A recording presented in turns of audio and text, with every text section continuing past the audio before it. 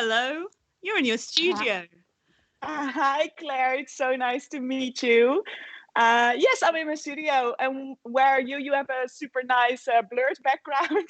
I blur my background because I work in my home office, which is also my wardrobe. I reckon we ought to just say, for anyone who's joining us live, you've joined the mentoring session between me, Clare Press. I'm the presenter of a podcast called Wardrobe Crisis, and with Tess Van Zalinge, who is the most incredible Dutch upcycling genius who's all about working with hand stuff. So we're going to talk about what happens with the show and with digitizing. And now we're going to pretend that no one's with us because I just want to talk to you and we'll do it like no one's watching. I love it. I love it. Wow. And you actually pronounced my last name perfectly. So that's a first for a lot of people that are not Dutch. It's a difficult name. I'm so sorry. But you did perfect. How are you doing? I'm doing well, but I want to know how you're doing. So you've got your show on Tuesday. Yes. You've had a few of these sessions. So I was like, how have you got time to work? But you've obviously already completed all of this because the process is very different to if you were doing a runway, right?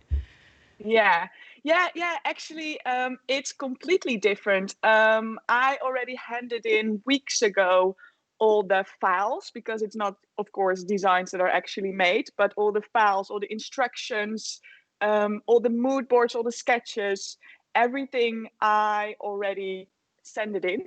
And I'm now also still waiting on the final result to see. I haven't seen. Yeah. I think no one. I think the rendering is still going on, but it's such an intense process. I think for everyone who is involved in this, like you can't even imagine. Like normally I design everything myself here in this atelier with my team members who are not here, of course, today because it's Saturday. How many people do you have? I only work with either freelancers or with interns from art schools and fashion schools. So it's approximately, I think, 3 till 5 people that I'm working with on every collection. I think that's the average. And now everything is already handed in, so it's up to the tech guys basically. But it's really fun. I really have to say it's really fun to have this experience. It's really weird, really different, but really fun. So in terms of how you're feeling and how you're going to navigate this process and then what you're going to do with it, maybe you and I had a brief chat before this, but talk to me about what you're thinking, and particularly perhaps around this kind of tension between what you do, which is so handworked and so upcycled and carefully stitched and all about texture and the kind of character of the pieces that you use. How do you do that without the tactility and with this digital pivot? What's it feel like, and how are you doing with it? I think I started off the normal way because before the entire Fashion Week was going digital, I already started developing the collection. So all the crafts were ongoing. Like that's something that keeps on happening here. And we started already with some little swatches and stuff. And then, of course, the news break us that the entire Fashion Week was going digital and virtual build.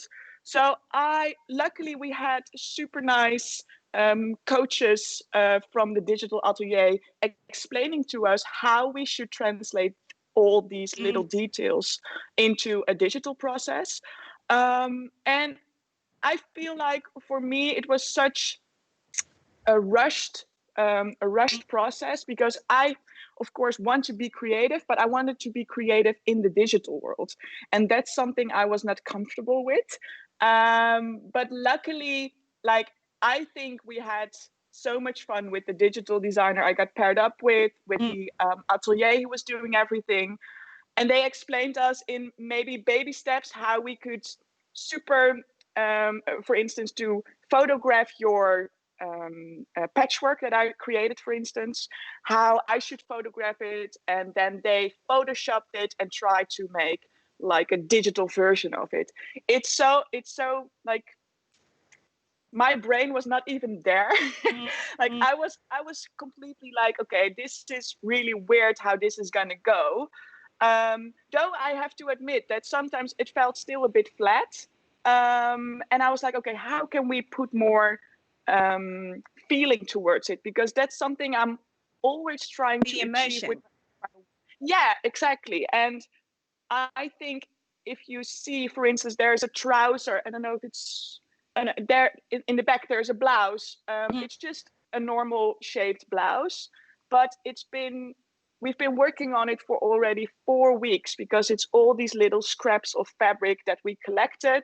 We're patching them up together, creating our own material. Do you Then, have it? So you can't have a pattern. You have to do it. You have to yeah, fit it together like a jigsaw puzzle, really, right? it's like a puzzle. It's Yeah. like, okay, I So have this little interesting. piece. Okay, that would fit in here. And I think if you see it and you can feel it, I hope I can touch people and they would appreciate and understand all the work that's been going in it.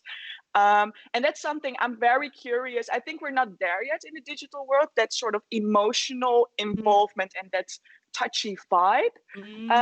But I do think that gap is going smaller and smaller and smaller. Talk to me about sustainability, because I know that that's such a huge part of how you do what you do and also what you're driven to do in terms of, like, we talked before about feeling guilty and about Yeah. the drive to use what's already there, right? Yeah. How are Yeah, I you, think, sorry. what do you need help with around sustainability and how does it translate with this? Tell me a bit more about how you approach it in terms of your work outside of this particular project. So you're Yeah. using, where'd you get your fabrics? My fabrics, I just get out of either donations, or I'm just searching for them on second-hand markets. There is this lovely lady here in Amsterdam who's been collecting vintage and second-hand wedding dresses that sometimes has a wedding dress that's too damaged or too ugly sometimes, and she can't do anything with it, and then it comes to me. So I think the end of the chain where everything goes that's not usable anymore. I've got wedding um dresses to give you, actually, Tess. I should send you them because I used to have a oh shop. You probably don't know this about me. oh I used to have, so I had a break from Vogue and I had a vintage shop, and I also made, this is why I understand designers and I understand how hard it is to actually make things and how hard the production process is, all the rest of it. But we made pieces that were sort of vintage inspired. But I used to collect every time oh I saw a wedding dress, my heart would break because I think, you see like a 1930s wedding dress in a market that no one wanted with perfect silk, incredible, but just forgotten because people, I don't know, they don't see it. And even recently, actually, because there's been all that stuff around Princess Beatrice, have you seen that, wearing the Queen's dress? yeah, Fixed yeah, up with sleeves and changing the hem, etc. But I saw that Mary Cray, who is a British, that hopefully that will spur people to look in op shops, we call them in Australia, but charity shops, to rescue wedding dresses because people just don't use them, and they're hundreds and thousands of them just languishing unloved, right? yeah, yeah. I think especially the wedding industry, I tackled Waste. that with my last collection. Like the waste is huge. Like it's everything is bought for only one day. I'm sorry, I'm in the city center of Amsterdam. I don't know if you You can. can't control that. But actually, you were saying you're not even just using the waste or the forgotten or unloved or unused broken dresses to use the fabric from, but you've also used flower waste. Or, Yeah, I'm actually wearing one. I oh, don't you're know if you wearing can them. see it. I can't Yeah, see I have them one. properly, but I was looking online. So good. Can you explain it? Yeah. Yeah, what we did is last year together with a wedding planner, there was so much fun. We collected all the waste from weddings that she organized and she planned. From dresses to table linens, but also to flowers, the wedding bouquets. So we dried them and then we created jewelry out of them. It was such a fun process. And actually, we also gave back some of the flowers that we treated and dried to the happy couple, of course. So, yeah, it was really nice to see something like, of course every wedding couple will save some flower or whatever, but we would like to create something that's not in your closet or Yeah. just very nice on an altar, like saving them, but you can actually, like, I want people to wear it and really give it Yep. another life instead of being in a. So how does your business model work? My business model. It's all made to order, right? Or it's everything Yeah, is one off. yeah. I that's just simply because I only have what I find, and I think that's how I create. I'm only doing one collection a year, Okay. and that's just because I use so much crafts, and I think you know that crafts takes a lot of time, a lot of love, and a lot of devotion to it. So I also think that it's more how we should all operate now. Like one collection a year is Yeah. enough. And that's also something that you already pointed out has to do something with the guilt. I sometimes feel so guilty working in the fashion industry myself, even though I love it and I love to create. But I'm very, very, very aware of the business I'm operating in. So one of the reasons is then why I'm only doing one collection a year, and I only do like there's only one piece of it.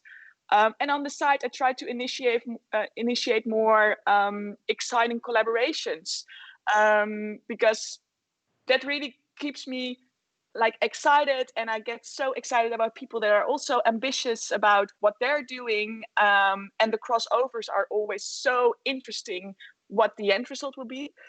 So yeah, that's how I been doing my label for the past 4 years now, and I hope one day I will be a very healthy designer label with a few people here in the atelier, and that we can just do better. I think that's mainly what I try to do. So you've got me on the line. What would you like to Yeah. ask? And what Well, would you like to get out of this whole process? Because um, I think that everybody comes at these events, whether it be a very forward-thinking fashion week like Helsinki, or other kinds of fashion events where they're getting exposure, but they come for different reasons. One of them's obviously orders or yeah, wholesale, which will be outside of what you're doing, but it's yeah. exposure, it's connections. But what would you like to get from it, and what would you like to ask me? Well, I'm very curious. Like, of course, we had a chat already Yeah, before, and I hope you have a little hint of what I'm trying to do here in my atelier in I can Amsterdam. see it. I think it's beautiful, Tess. I think it's a beautiful, beautiful Thanks. business. Thank you so much. But do you believe in the sort of business model? I don't really. I'm just following my guts, to be honest. I don't really am such a businesswoman, to be Yeah. honest. But do you think this is the way to go as a designer label? Like I've just been starting since 4 years ago, and I'm learning every year more on how I should build up my designer label and how I can really give back to the world. But do you think this is, or do you have any advice what I should do, or do you think I should produce more or whatever? So I feel like we're at this very strange juncture where everything that's gone before is either crumbling away or falling flat or just stopping to work, almost kind of juddering to a halt, like we're seeing with fast fashion. Or I know that's very far away from what you're doing, but it's all the same context. If you look at, the news is full of Uyghur terrible forced labor stories, with something like, I was reading it today, I just wrote a little thing about it, like 80% of the cotton coming out of China is tainted with forced. Big brands are struggling with really, really opaque supply chains. They've got no idea how half the stuff they're using has been produced. And I know I'm generalizing, but in that context, plus the guilt that lots of people in your generation and mine, same, but people coming out of fashion schools now really feel like, I don't want to add to the product. Even if I'm making beautiful things, do I need to put more out there when there's so much out there, right? So I think Yeah. in that context of kind of breaking point with excess and fast fashion and crazy long supply chains that people can't understand, there is a lovely way through this to do something which is very small.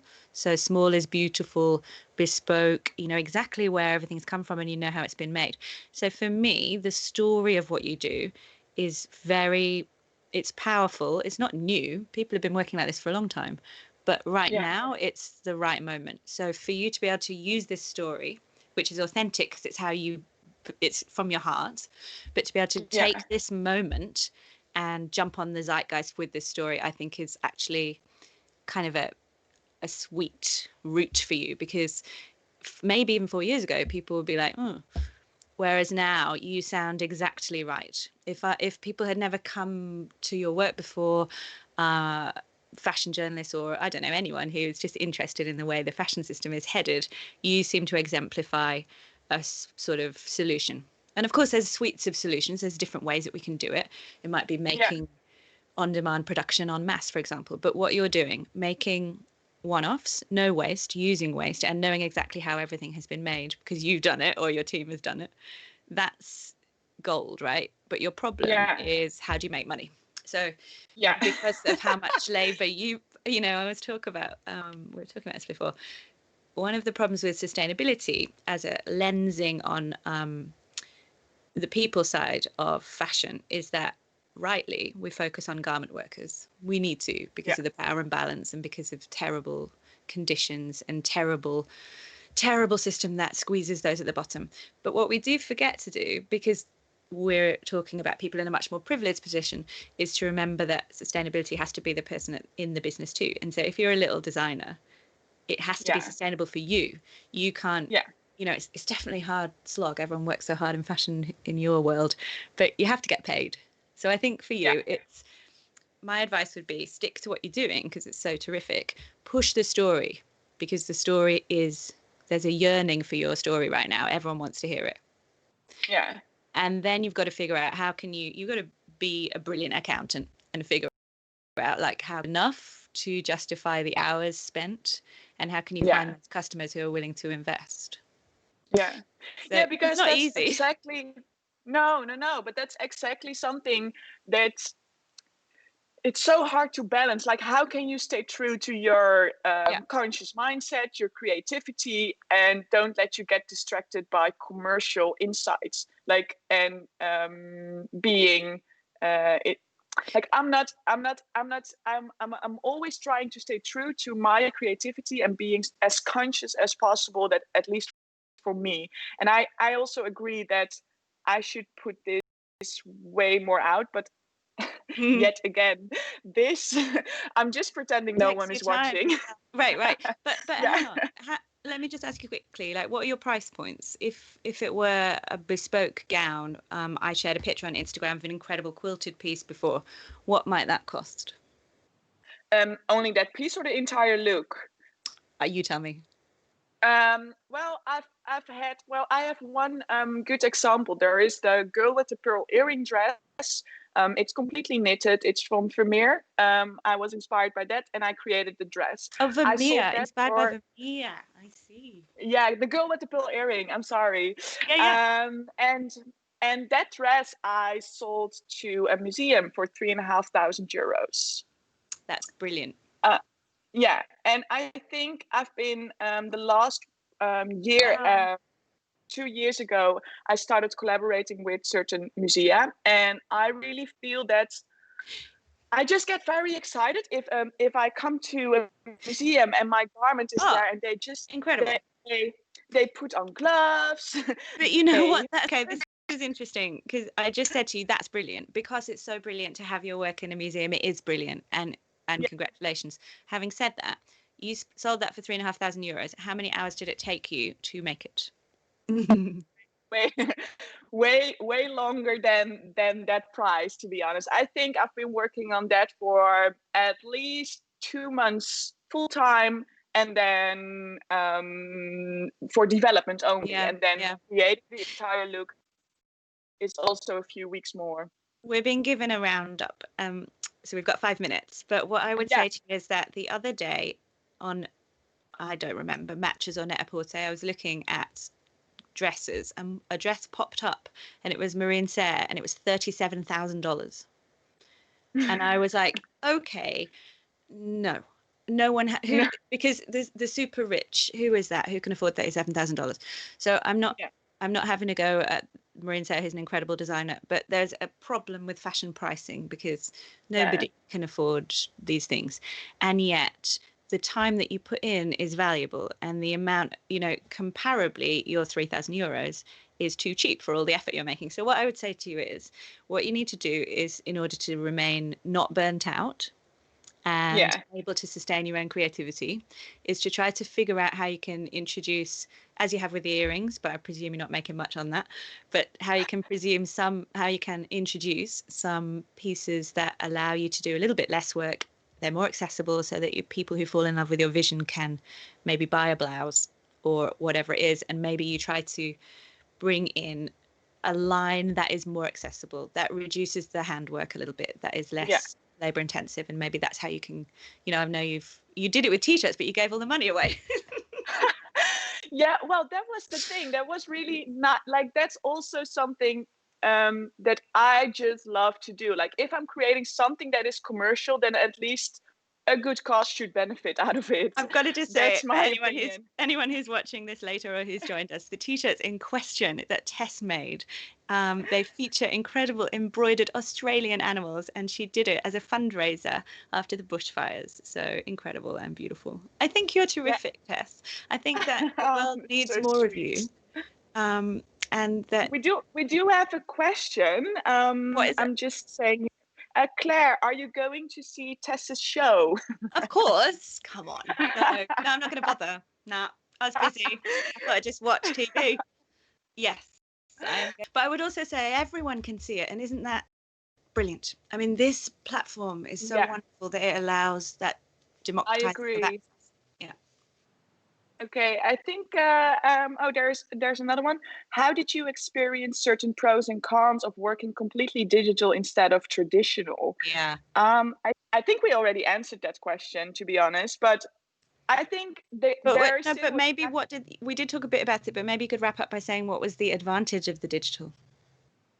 I think I could experience more with my with just creating a little swatch of a certain craft, and then in the experiment with it, so you can scale it up, you can repeat it real quick. Before I have to do meters of craftsmanship before I can see anything, I was able to, basically create a very small swatch, scan it in, and see it on the doll, and that was really helpful to see, and to save me some time in all the effort and labor. It occurs to me that perhaps the digital, upskilling yourself digitally, could be one of the unlocks to your efficiencies, so that you could actually not spend as much of your time on one piece, which I know you love anyway, but just in order to be able to, coming back to that thing about you got to make a buck, maybe that's the answer. Got to make a buck. I don't know.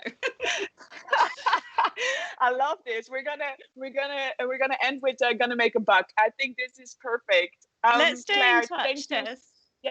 Yeah. Thank you so much for your wise words, and I love watching or listening to your podcast. It's really nice. And I'm very curious to your feedback about the show on Tuesday. Well, I will be giving it. Can't wait to see you. Perfect. And let's stay in touch, because if nothing else, I have not vast, but I do have bits of old wedding dress knocking around in this joint that could be yours, like amazing things from the 20s. Do you want them? Yeah, I would love it. Thank you so much, Claire, and good luck for Tuesday. We'll all be watching with excitement. Thanks, Tess. Thank you. Bye-bye. Bye.